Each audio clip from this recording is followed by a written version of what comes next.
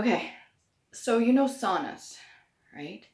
Um, I think for centuries they used to have either hot springs, saunas, some sort of bathing rituals where they sweat.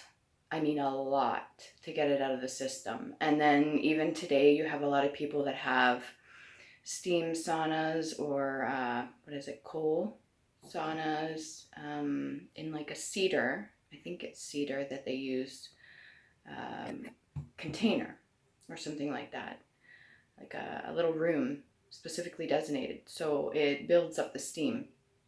One, if you believe in spirits or anything like that, it blocks off any access to any of that coming close to you. It makes it a little bit more foggy. Two, the fact that you are sweating out the salt from your system. This is crucial, okay? Because you even have out in the ocean, you have the salt water and you have the fresh water, and even when they come together, there's still a barrier there. And I was just reminding myself that there's some people that consider others a little salty. There's a reason they say that. If you don't cry on a regular basis, I'm not judging you for this, okay? But if you don't cry, if you don't work out to get to the point where you're sweating, if you don't have maybe baths or anything, or go into a sauna or do anything for the means of sweating, if it's not something you do, then that salt's going to accumulate. You can only rid it out your body so quickly when it comes to urinating. And if you're not drinking enough water, that's one whole thing. But sweating, ultimately, our ancestors back in the day, when they worked hard, whether it be physical labor or something, they were sweating all day. Having a little bit of salt in your system is good. I believe it's for retaining, helping retain waters. You need your sodium balance, I'll put it that way. But if you have too much, it can cause all sorts of complications, even to do with eyesight. Keep that in mind.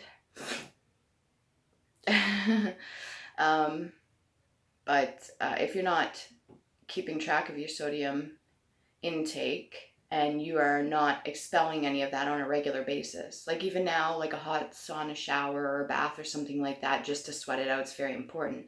Yes, you do want to stay hydrated. You do want to replenish that after you're done, because you're going to sweat out more by doing this than what you would take in from like a homemade drink or something like that, like a beverage that you make with like let's say Himalayan salt and honey and ginger and water and all the other good stuff you can put in there to make your own sports drink, so to speak, so that you have a bit of a balance there. And it's very important. I have a feeling that since, in my opinion, I've spoken about this before, my whole views on the brain is like it's the moon itself from the inside outwards. And that's what holds a lot of the secrets. And in my opinion, that'd be like the darker side of the moon. With my creative approach to this is how I'm viewing things. So ultimately, the moon governs the tides, which is water, and we are pretty much made up of water. And so if there's an imbalance there when it comes to the, let's say, fresh water and salt water in your body, that may cause disturbances in any of the chemicals that are created or released in your own brain.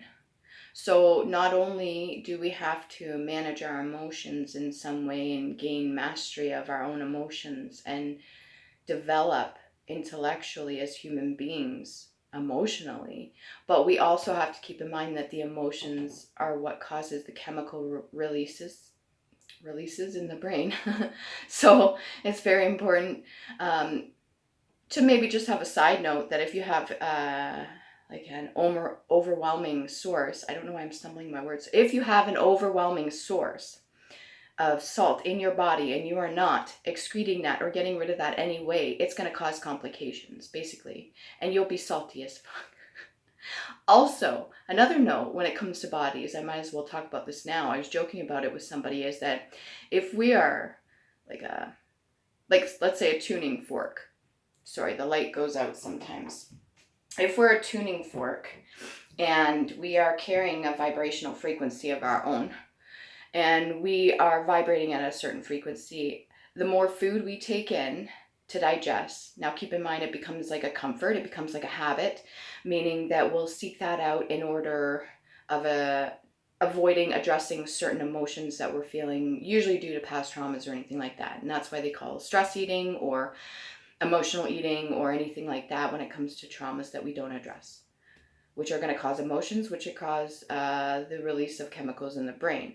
So if we're not addressing that, it's going to be a lot more difficult to keep things balanced. And when we're constantly taking in food, our body sets off like is it a hormone or a chemical? It'd be a chemical release in the brain and then a hormone, no? Or the other way around, can't remember. But making it seem like you're hungry, even though you may have ate 2 hours ago.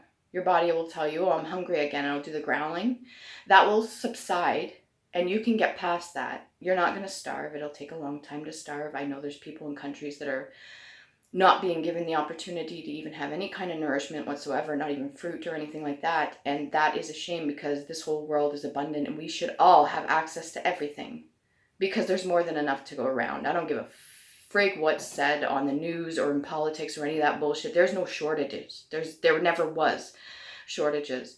Together collectively, we work as a team and we co-create this reality. And there is more than enough to go around for everybody. I don't give who you are.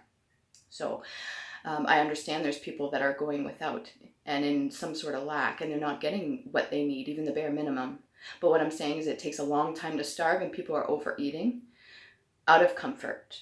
And so that's creating problems as well, because when you're trying to tune your body and you're full of crap, then it's going to be a lot harder to reach a certain pitch or vibrational frequency. I honestly believe that the whole idea of saying that it's the throne that you sit on, that it's some magical thing to be revered, when you are emptying out your system, you're hitting like a reset button. And for some, it could be very lightning. Some it can be very, I know some people that are really extremely happy after they go to the bathroom and do number two, like they're really happy. And ultimately, when you are emptying everything out of your system and you feel lighter, it's an amazing feeling, no? I can rest assured that there's a lot of people that agree with me. Even talking about this may seem a little bit juvenile, and some people may snarl or laugh or whatever, but it's true.